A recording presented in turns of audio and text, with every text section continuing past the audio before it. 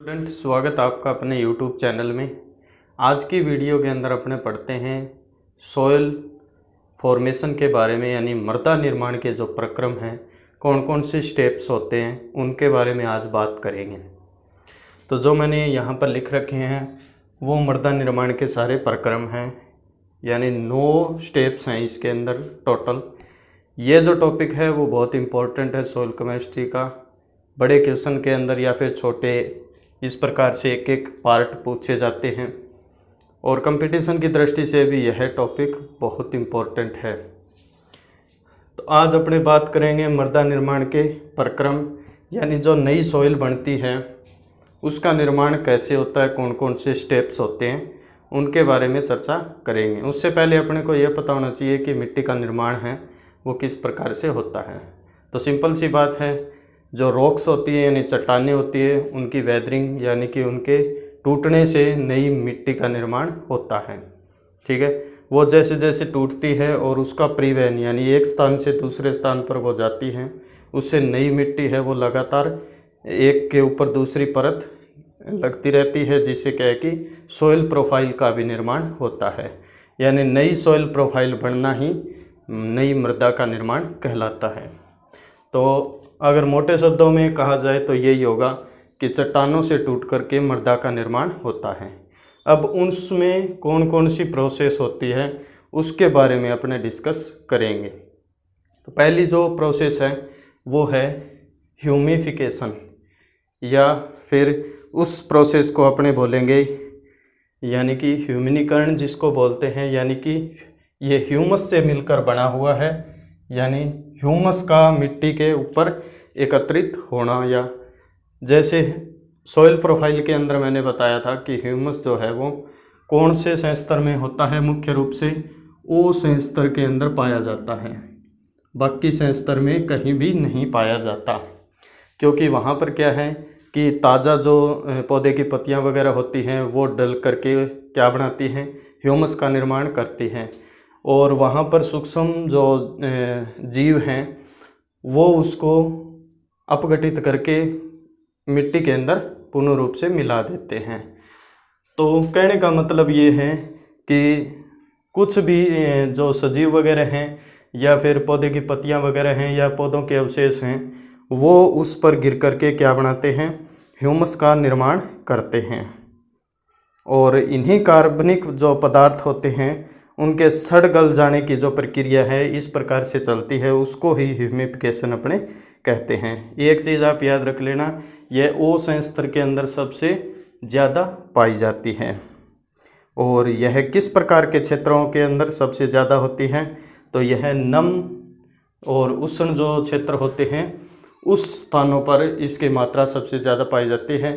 क्योंकि नम जो स्थान है वहाँ सूक्ष्म जो जीव हैं उनकी मात्रा है वो ज़्यादा पाई जाती है, और जो कार्बनिक पदार्थों का अपघटन है वो अधिक तेज गति से कर सकते हैं। आगे इसमें अपने बात करते हैं कि यह सबसे ऊपर वाली परत होती है इस प्रकार से, और इसके पूर्ण रूप से अपघटन हो जाने के बाद में यह जो ए संस्तर है उसी के अंदर मिल जाती है। और ए संस्तर यानी कि ऊपर वाला जो संस्तर है ए संस्तर उसका निर्माण करती है, जिसे टॉप सॉइल कहते हैं। यानी ह्यूमिफिकेशन की जो क्रिया है वो टॉप सॉइल के अंदर होती है। तो ह्यूमिफिकेशन हो गया यानी ह्यूमस का बढ़ना और उसका सूक्ष्म जीवों द्वारा क्या है, अपघटन होना। वो सारी प्रोसेस क्या कहलाती है, ह्यूमिफिकेशन कहलाती है। आगे अपने बात करते हैं सेकंड टॉपिक, निक्षालन। तो जो निक्षालन है उसको बोलते हैं लीचिंग मुख्य रूप से, और यहाँ पर लिखा हुआ है इल्यूविएशन। ठीक है, एलुविएशन लिखा हुआ है, तो इसका मतलब ये है सॉइल प्रोफाइल के अंदर मैंने अच्छी प्रकार से बताया हुआ है, पीछे वीडियो है सॉइल प्रोफाइल की, आप देख सकते हैं। तो जो ए संस्तर होता है उससे जो पोषक तत्व या मिनरल्स वगैरह हैं वो नीचे की तरफ आते हैं, उसको बोलते हैं निक्षालन या एलुविएशन। ठीक है, उस प्रोसेस को निक्षालन या एलुविएशन कहते हैं। यानी ए संस्तर से बी की ओर, यानी जो बीच में आर होता है फिर बी होता है, तो इससे होता हुआ जो पोषक तत्व मिनरल्स नीचे आते हैं उसको एलुविएशन कहते हैं। बस यही प्रोसेस है तो इससे क्या है कि कुछ पोषक तत्व है वो नीचे की तरफ आने लगते हैं, यानी ऊपरी संस्तर से नीचे की संस्तर में आने शुरू हो जाते हैं। और यह जो प्रोसेस है वो ए से बी की तरफ होती है, ये चीज़ याद रख लेना। और जो ए संस्तर है उसको एलुविएशन संस्तर कहा जाता है। आगे निक्षेपण है और इसको बोलते हैं इलुविएशन। तो मैंने बताया कि ए संस्तर से जो चीज़ें बी के अंदर आती हैं तो उस बी संस्तर को आपने इलुविएशन कहते हैं। ठीक है, यानी कि ए संस्तर से सारे जो मिनरल्स वगैरह हैं वो ऊपर के संस्तर से नीचे की तरफ आकर जमा होते हैं। ठीक है, उसको बी संस्तर कहा जाता है। ये हो गए 3 स्टेप इसके। अब आगे अपने बात करते हैं पोडजोलीकरण यानी पोडलाइजेशन। फोर्थ जो टॉपिक है पोडजोलाइजेशन, ये जो टॉपिक है इसके अंदर क्या होता है, इसके अंदर ह्यूमस तथा सेस्क्वी ऑक्साइड, ठीक है याद रख लेना, ये ह्यूमस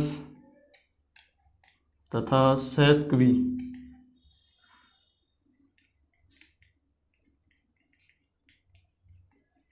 ऑक्साइड, ये दो नाम याद रख लेना, ह्यूमस तथा सेस्क्वी ऑक्साइड। तो ये जो है वो ऊपर के संस्तरों से नीचे की तरफ आने लगते हैं। बस आपको पोडजोलीकरण के अंदर इतना ही याद रखना है कि ह्यूमस व सेस्क्वी ऑक्साइड जो है वो नीचे की तरफ आने लगते हैं। और इसके अंदर एक चीज़ आपको मुख्य रूप से जो कंपटीशन वगैरह में पूछी जाती है, तो जो पोडजोल शब्द है, ठीक है, ये जो पोडजोल शब्द है वो रूसी शब्द पोडजोला से मिलकर बना है, पोडजोला से, और इसका मतलब होता है राख जैसा या फिर राख मान लो। ठीक है, बस इसके अंदर इतना ही है। रूसी शब्द पोडजोला से मिलकर बना है जिसका शाब्दिक अर्थ क्या होता है, राख जैसा होता है। और इसके अंदर क्या होता है कि जो ह्यूमस व सेस्क्वी ऑक्साइड जो तत्व होते हैं वो सारे नीचे आ जाते हैं, जिससे क्या है कि इसके साथ में जो सारे क्षार होते हैं यानी बेस जो है वो सारे नीचे की तरफ आने लगते हैं। अब सारे क्षार नीचे की तरफ आ जाएंगे तो ऊपर क्या बचेगा, अम्लीय जो तत्व हैं केवल वो बचेंगे, और उनके रहने से मिट्टी किस प्रकार की हो जाएगी, अम्लीय हो जाती है। ठीक है, तो पोडजोलीकरण जहाँ पर भी रिएक्शन होगी उस स्थान की जो मिट्टी है वो कैसी होगी, अम्लीय प्रकृति की हो जाएगी। और जहाँ पर भी नम जलवायु है और वहाँ पर लीचिंग वगैरह होता है, इलुविएशन होता है, वहाँ की मिट्टी भी अम्लीय हो जाती है। ठीक है, क्योंकि अम्लीय जो तत्व हैं वो मृदा के चारों ओर रहते हैं और जो क्षारीय तत्व हैं वो कणों के चारों ओर जो रिक्त स्थान है वहाँ पर पड़े रहते हैं, जिससे क्या है कि वो लीचिंग द्वारा नीचे आ जाते हैं। ये हो गया पोडजोलीकरण के अंदर। और जहाँ की मृदा अम्लीय होती है वो प्रोसेस सारी लगभग ठंडे या नम स्थानों पर पाई जाती है, क्योंकि उन मृदाओं के अंदर क्या है कि नमी की मात्रा ज़्यादा होती है, जिससे क्या है कि जल के साथ में जो क्षार तत्व हैं वो सारे नीचे आ जाते हैं। अब आगे बात करते हैं अपने लेटराइजेशन जो है अगला पॉइंट 5 नंबर, उसके बारे में। तो लेटराइजेशन के अंदर क्या होता है, इस प्रोसेस के अंदर एक चीज़ आप याद रख लेना, इसके अंदर आयरन व एल्यूमिनियम, ठीक है, आयरन व एल्यूमिनियम जो हैं वो ऊपरी संस्तर के अंदर पड़े रहेंगे। लेटराइजेशन के अंदर आयरन व एल्यूमिनियम दो चीज़ें याद रख लेना, तो ये ऊपरी संस्तर के अंदर पड़े रहते हैं। ठीक है, इस प्रकार से ऊपरी संस्तर के अंदर आयरन व एल्यूमिनियम बने रहेंगे और इनके साथ में जो जुड़े होते हैं वो जो सारी चीज़ें हैं वो नीचे की संस्तर में आ जाते हैं। और इसके साथ में क्या है, मान लो सिलिका है और सिलिका नीचे की संस्तर में आ जाती है। बस ये जो प्रोसेस है इतनी चीज़ आप याद रख लेना, लिख करके इस प्रकार से याद रह जाएगा डायग्राम के थ्रू। यानी आयरन व एल्यूमिनियम ऊपर के संस्तर में रहते हैं और जो सिलिका है वो नीचे के संस्तर में आनी शुरू हो जाती है। इस प्रोसेस को लेटराइजेशन कहते हैं। ठीक है, और ऐसा होने से क्या है कि उस स्थान की जो मिट्टी है वो भी अम्लीय होने लगती है। एक चीज़ आप याद रख लेना, मैंने बहुत बार पीछे भी बताया ये चीज़ें कि H+, Fe+2, Al+3 ये जहाँ पर भी आपको दिख जाए, ठीक है, आंख बंद करके ये लिख देना कि ये मृदा अम्लीय है। ठीक है, ये चीज़ें आपको कहीं पर भी दिख जाए तो वहाँ पर आप बता सकते हो कि इस प्रकार की मिट्टी है वो अम्लीय ही होगी। ठीक है, तो यानी कि ये जो ऊपर वाले संस्तर में रहेंगे यहाँ पर मैंने बताया, और जो सिलिका है वो नीचे वाले संस्तर में आ जाएगी, तो उस प्रकार की मिट्टी कैसी होगी, अम्लीय होगी। तो यहाँ पर भी अम्लीय थी, ये भी अम्लीय है, और लेटराइजेशन प्रक्रिया के दौरान बनने वाली मिट्टी भी क्या होगी, अम्लीय होगी। तो ये चीज़ें आपको बस याद रखने वाली है। यही चीज़ आपको जो मैं बोल रहा हूँ यही थ्योरी के अंदर आपको लिखनी है। ठीक है, अब एक चीज़ और आती है इसके अंदर कि लेटराइजेशन के अंदर, यानी ये जो लेटराइजेशन प्रक्रिया होती है उस मिट्टी का कलर कैसा होता है। तो याद रख लेना, यह जो कलर है, कलर याद रखने के लिए आपको याद रखना पड़ेगा उसमें किस प्रकार के पोषक तत्व पाए जाते हैं।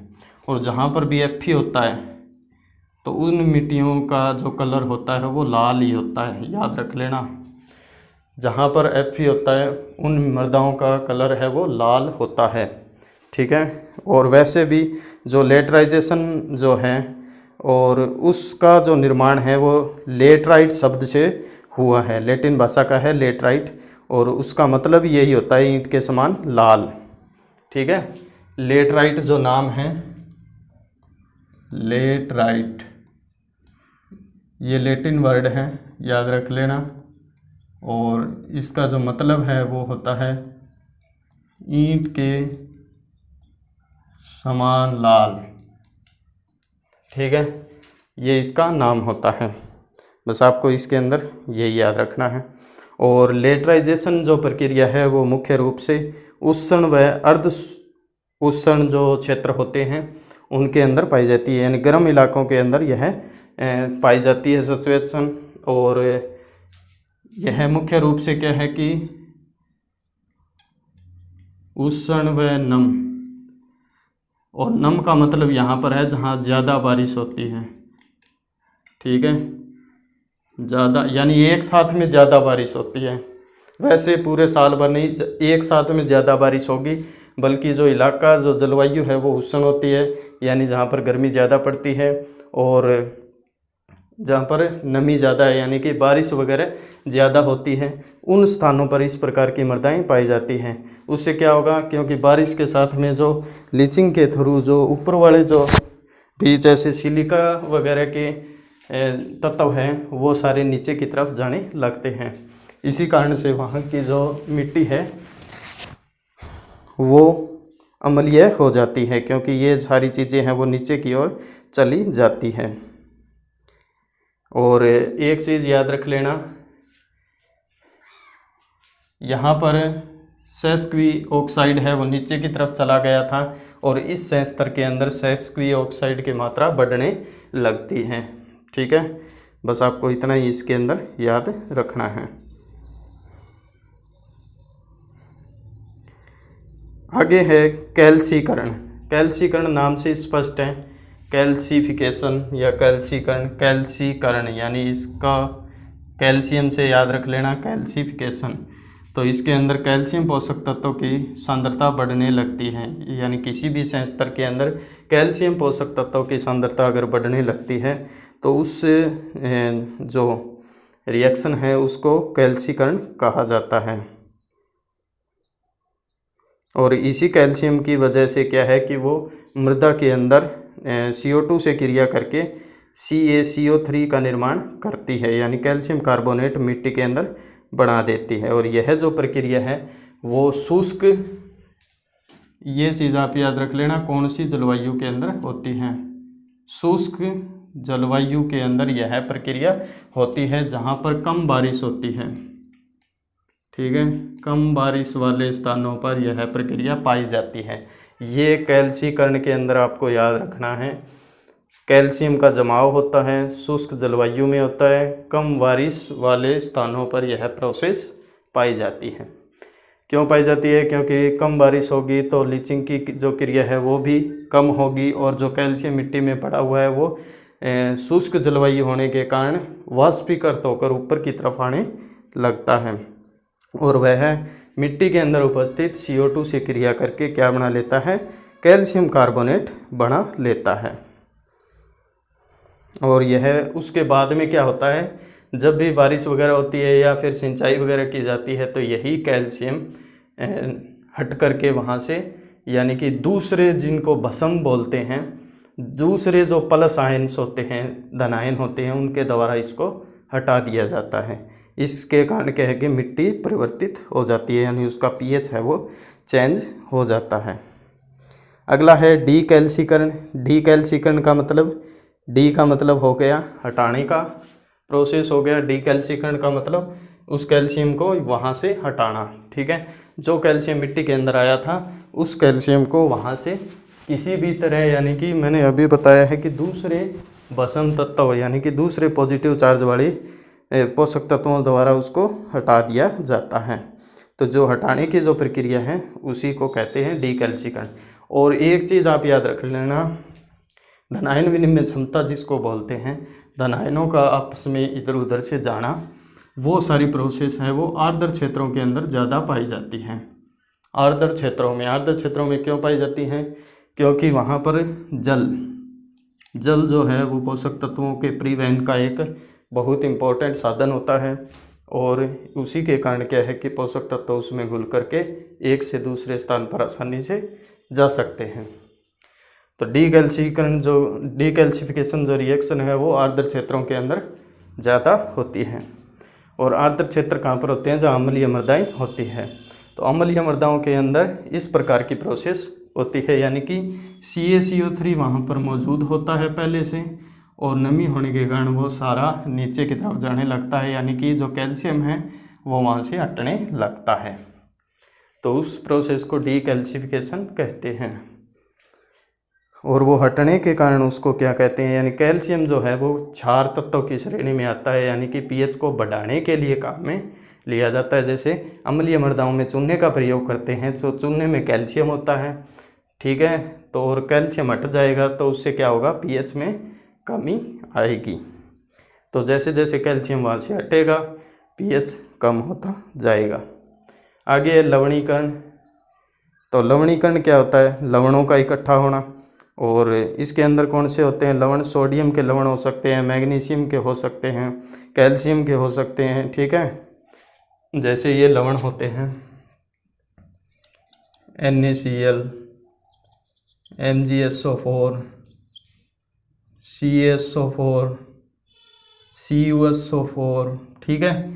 ये जो लास्ट वाले होते हैं ऋणायन वाले, ये लवण की श्रेणी में आते हैं, ठीक है। ये लवण होते हैं और ये क्या होते हैं? मृदा की ऊपरी सतह पर जमने शुरू हो जाते हैं।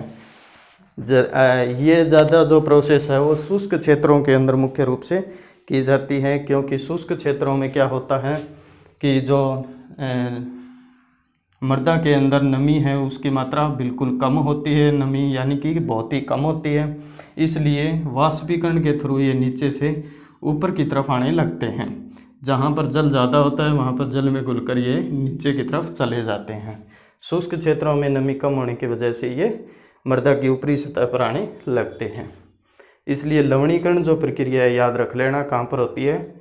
शुष्क क्षेत्रों में सर्वाधिक होती है। और क्यों होती है? क्योंकि जो लवण है वो जल की कमी के कारण मृदा की ऊपरी सतह पर पड़े रहते हैं, ठीक है। और जो लवणीकरण वगैरह हैं वो मैंने पीछे एक वीडियो बनाई है, 2-3 दिन पहले की है। उसके अंदर लवणीय मृदाएं कैसे बनती है, क्यों बनती है, उसके बारे में डिटेल से बताया हुआ है। वो अगर आप देखते हो तो आपको पता चल जाएगा लवण है वो मिट्टी के ऊपर क्यों एकत्रित होते हैं। अगला जो प्रोसेस है लास्ट फाइनल पेडोटर्बेशन, ठीक है। तो पेडोटर्बेशन नाम से स्पष्ट है, पेडोटर्बेशन तो जो मृदा के अंदर विभिन्न संस्तर होते हैं वो आपस में मिल जाते हैं, इस प्रक्रिया को पेडोटर्बेशन कहा जाता है। तो ऐसे मान लो अलग अलग संस्तर हैं, सॉइल प्रोफाइल के अंदर ओ है, ए बी सी आर, इस प्रकार से। तो ये है वो आपस में मिल जाए, यानी कि पता नहीं चले कौन सा संस्तर कहाँ पर है। तो ये मुख्यतः सूक्ष्म जीवों द्वारा किया जाता है, या फिर जो गहरी कृषि क्रियाएं, तो कृषि क्रियाओं से नॉर्मल ऊपर वाले संस्तर हैं वो मिल सकते हैं, बाकी नीचे वालों पर कृषि क्रिया का कोई भी प्रभाव नहीं पड़ता है। तो ये मुख्य रूप से जंतुओं द्वारा, जैसे दीमक, केंचुआ वगैरह है, चींटी है, उनके द्वारा आपस में इसको मिला दिया जाता है। या फिर क्या है कि जिनको वर्टिसॉइल बोलते हैं, मिट्टी है वो फूलती है फिर सिकुड़ती है, तो अगर फूल जाने पर उसमें क्या है, दरारें वगैरह आ जाती हैं, और उन्हीं दरारों में ऊपर की जो मिट्टी है वो गिरने लगती है। तो इस प्रकार से मिट्टी है वो उथल पुथल ऑटोमेटिक होती रहती है। उस प्रोसेस को बोलते हैं पेडोट्रवेशन। पेडोट्रवेशन अगर डेफिनेशन पूछी जाए तो सिंपल सी है, यानी कि मृदा संस्तरों का आपस में मिल जाना, उसमें पता नहीं चलता कौन सा संस्तर कहाँ पर है, ठीक है, उसको पेडोट्रवेशन बोलते हैं। तो ये चीज़ें थी मृदा निर्माण के प्रक्रम, यानी कि सॉइल फॉर्मेशन स्टेज, या कुछ इसके बारे में मैंने थोड़ा बताया आपको। 9 स्टेप हैं ये, उनके बारे में अलग अलग थोड़ा थोड़ा कुछ बताया है। तो इतना आप इसके अंदर जानते हो या इतना आप इसमें लिखते हो तो बहुत अच्छी बात है। आगे की वीडियो के अंदर अपने इसी टॉपिक से जुड़ी कुछ बातें और करेंगे। तो ये टॉपिक आप, जैसे मैंने साथ साथ में बोलकर आपको बताया, तो वो चीज़ यहाँ पे लिख करके याद कर सकते हैं। इस टॉपिक के अंदर इतनी ही चीज़ें हैं। तो अच्छा लगा है तो वीडियो को शेयर करना प्लीज़ आप अपने दोस्तों के साथ में, एग्रीकल्चर स्टूडेंट्स के साथ में इस वीडियो को ज़्यादा से ज़्यादा शेयर करना, लाइक करना, कमेंट करना। धन्यवाद।